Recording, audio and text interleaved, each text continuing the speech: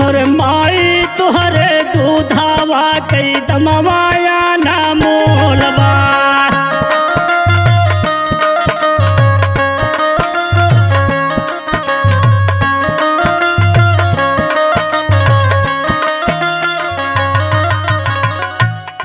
गोपी चंदा कहते ने माई करम जोन के हो के लिखा रहला केहू बाँच के ना सुनाए पावत माई। कागज पे जोन लिखा रहला सब केहू बाँच के सुनाए देला माई। हमें जाए द माई हमरे करम में भगवान जोगी फकीर लिखे हैं माई। गोपी चंदा कहते हैं हर कगजा कैली खनिया माई